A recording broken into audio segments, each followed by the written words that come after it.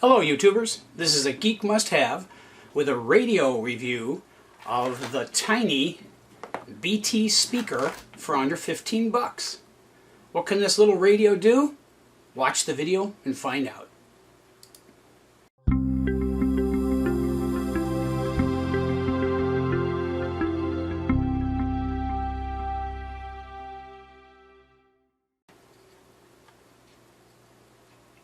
First, I'd like to apologize for not putting out any videos for some time.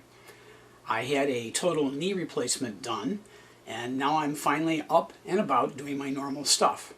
I still can't tap dance, but I never could.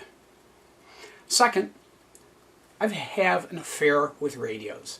Ever since I was little, I loved radios. Then I met a ham radio operator by the name of Harvey Ernst, who showed me what shortwave was. Back then there was no internet, no game consoles, no cell phones, so I listened to shortwave. I tried to get my ham license, but back then Morse code was a requirement and proved to be too difficult for me.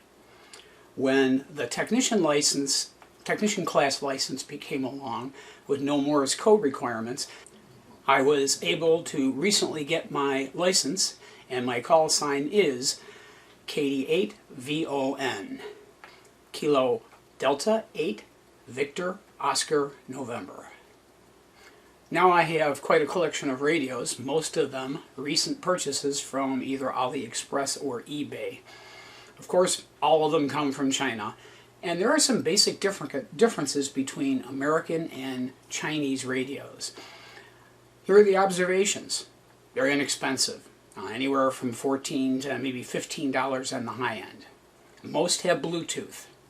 Most have a way to play MP3 files either through a micro SD card or a USB stick.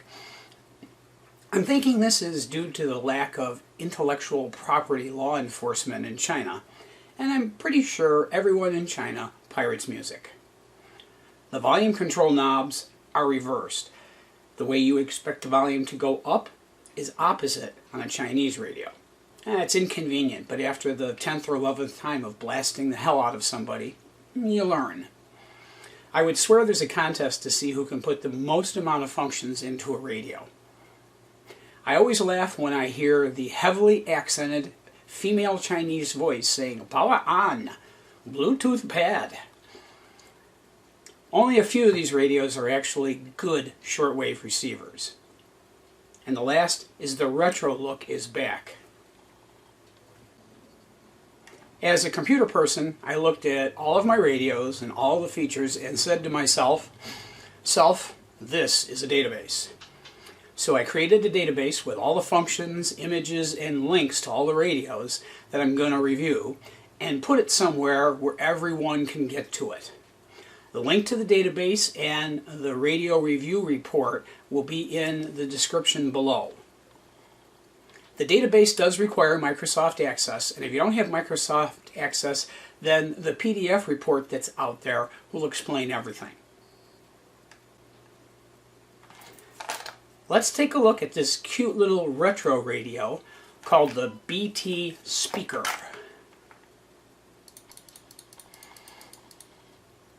Sometimes cute can make up for a lack of features, and this radio is a good example.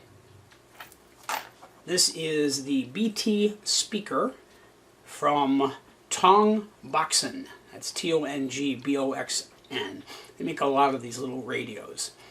The battery in it is sealed and not replaceable without taking out the screws in the back. It's charged using a little micro USB port in the front. Doesn't have any way of being powered from 110 volts other than a charger. Doesn't have any keypads or anything like that. It's just got 4 little buttons in the front. Doesn't even have an extendable antenna. The antenna is built into the radio. Now it does have an FM band, and we'll try to get to that. So we'll turn it on. Bluetooth mode. FM mode. Just 6 miles north of Grand Ledge, exit 86 on I-90. And there's the radio. And you can scan the radio stations by pressing these two little buttons right here, and it scans through the stations, and anything that it thinks is a station it sets as a preset station, and then you can go back and forth with these two buttons here between each one of the stations. That's a tape.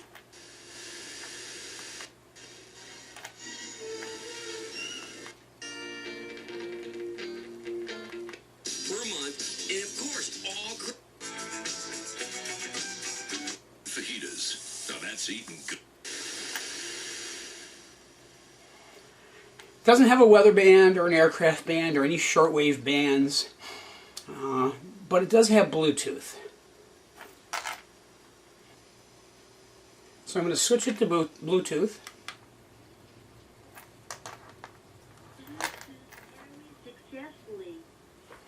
And the name of the device is BT Speak. And there it is on my cell phone. So go to Audible. And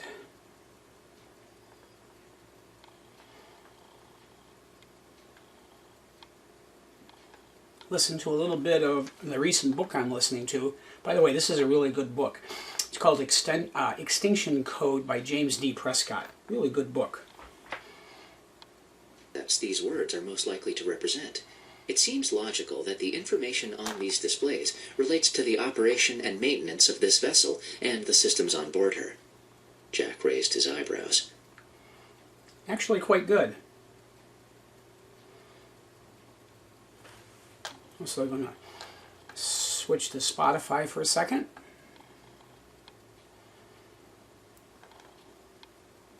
Go to one of my favorite playlists. And play like 5 seconds of one of the songs. Right, yeah, so this song is about something's gotta give. I start this one.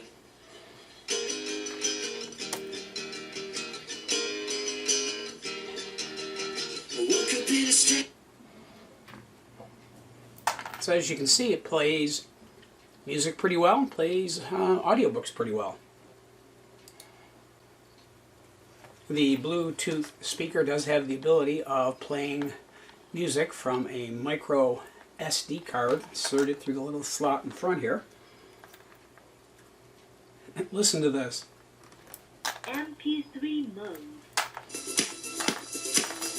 So,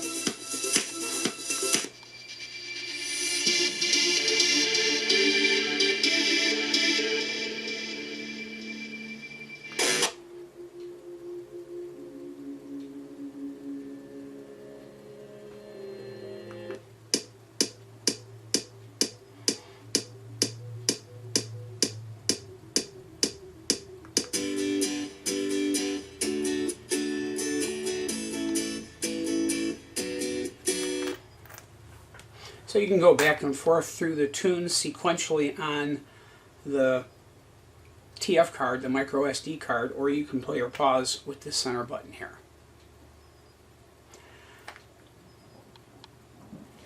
The volume on this one isn't reversed. The volume is like you would expect a volume knob, and that's the volume knob. So we'll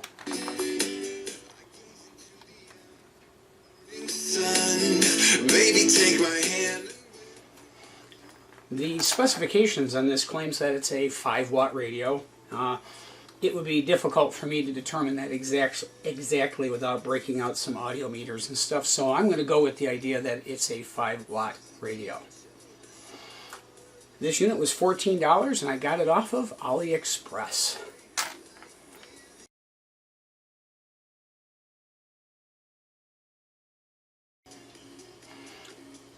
Here's a summary on this BT speaker radio.